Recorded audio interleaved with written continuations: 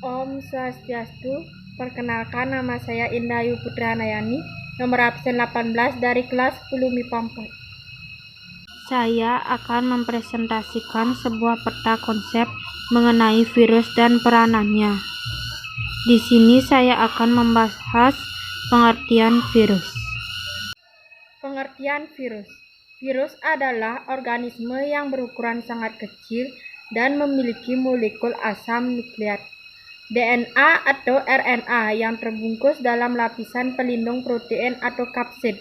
Jaringan tersebut diketahui dapat membawa informasi genetik dan mengadakan replikasi sehingga menular. Setelah virus memasuki sel atau jaringan tubuh makhluk hidup, proses pergerakannya akan mengganggu metabolisme atau bahkan merusak sel atau jaringan, sehingga menyebabkan suatu penyakit. Ciri-ciri virus dikutip dari buku Mudah dan Aktif Belajar Biologi, terbitan PT Setia Purna. Virus pada dasarnya memiliki ciri-ciri seperti makhluk hidup karena dapat memperbanyak diri, namun virus juga disebut makhluk tidak hidup karena tidak memiliki organel-organel seperti sel hidup. Menurut ahli biologi asal Amerika Serikat Nellie A. Campbell, berikut ciri-ciri virus. 1. Hanya dapat hidup dan memperbanyak diri di dalam sel hidup organisme lain. 2. Memerlukan asam nukleat untuk bereproduksi. 3. Virus dibentuk oleh sebuah partikel yang disebut virion yang mengandung DNA atau RNA saja. Nomor 3. Dapat dikristalkan tetapi virus masih memiliki patogen apabila diinfeksi ke organisme hidup. 4. Bersifat aseluler. Sementara itu, menurut Broom, 1994, virus berukuran sangat kecil, bahkan lebih kecil daripada bakteri. Bagian atau struktur tubuh virus. Pada umumnya, struktur tubuh yang dimiliki oleh virus terdiri dari asam nukleat dan kapsid. Selain itu, virus juga memiliki struktur tambahan. Asam nukleat ini terdiri dari DNA atau deoksiribonukleik acid atau RNA atau ribonucleic acid. Secara umum, struktur tubuh virus terdiri atas 4 bagian utama, yaitu kepala, isi tubuh, ekor, dan kapsid. Struktur virus. Kepala virus memiliki kepala berisi DNA atau RNA yang menjadi bahan genetik kehidupannya. Isi kepala ini dilindungi oleh kapsid, yaitu selubung protein yang tersusun oleh protein. Bentuk kapsid sangat bergantung pada jenis virusnya. Kapsid virus bisa berbentuk bulat, polihedral, helix, atau bentuk lain yang lebih kompleks.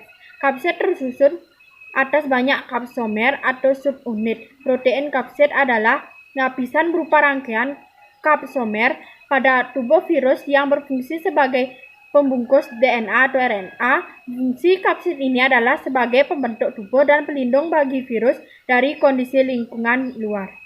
Isi tubuh virus atau biasanya disebut virion adalah bahan genetik yang berupa salah satu tipe asam nukleat. Tipe asam nukleat yang dimiliki virus akan memengaruhi bentuk tubuh virus. Virus dengan isi tubuh dengan RNA biasanya berbentuk menyerupai kubus, bulat, atau polihedral. Contoh pada virus-virus penyebab penyakit poliomyelitis, virus influenza, dan virus radang mulut dan kuku. Ekor merupakan bagian dalam struktur tubuh virus yang berfungsi sebagai alat untuk menempelkan diri pada sel inang. Ekor yang melekat di kepala ini umumnya terdiri atas beberapa tabung tersumbat yang berisi benang dan serat halus. Replikasi virus adalah proses pembentukan dan perbanyakan komponen-komponen virus. Replikasi virus ini hanya bisa dilakukan oleh virus di dalam sel inang karena virus adalah partikel aseluler atau bukan sel. Artinya virus tidak punya struktur metabolisme seperti yang dimiliki sel untuk membuat komponen tubuh virus, yaitu materi genetik dan selubung protein atau kapsid. Sel inang merupakan sel hidup yang ditumpangi virus. Sel inang dapat berupa organisme uniseluler, bersel tunggal, seperti bakteri dan protozoa, maupun multiseluler, seperti jamur, tumbuhan, hewan, hingga manusia.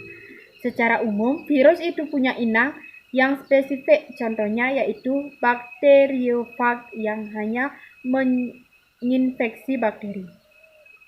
Namun ada juga beberapa jenis virus yang memiliki inang bervariasi. Contohnya yaitu virus flu burung yang menginfeksikan bangsa Aves dan manusia.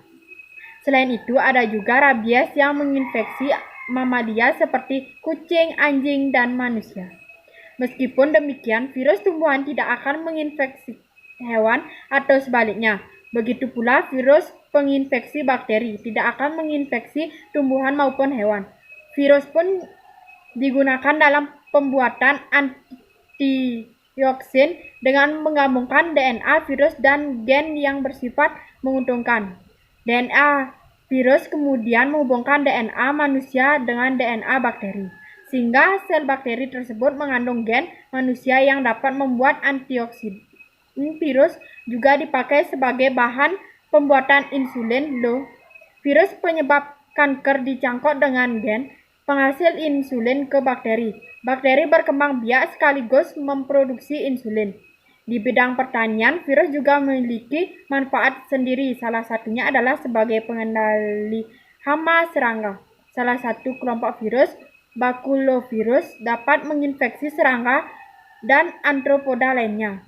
Bakulovirus kemudian ditanamkan pada gen tanaman pertanian. Akibatnya larva sehingga yang memakan tumbuhan tersebut akan terinfeksi dengan bakulovirus dan lama-kelamaan dapat merusak jaringan tubuhnya.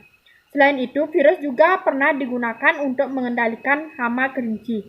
Di Austria pada tahun 1835, kelinci merupakan salah satu hama pertanian yang menyebabkan kerusakan lahan. Ditemukanlah virus Mycoma yang dibawa oleh nyamuk. Di tahun 1957, sekitar 25% kelinci mati akibat penyakit mycomatosis. Di bidang ilmu pengetahuan, virus telah lama dikaji khususnya pada studi molekuler dan seluler. Ilmuwan juga menggunakan virus untuk penelitian genetik seperti replikasi DNA, transkripsi, formasi RNA, dan lain-lain. Sekian yang dapat saya sampaikan. Bila ada salah kata, mohon dimaafkan. Saya tutup dengan Parame Santi. Om Santi Santi Santi. Oh.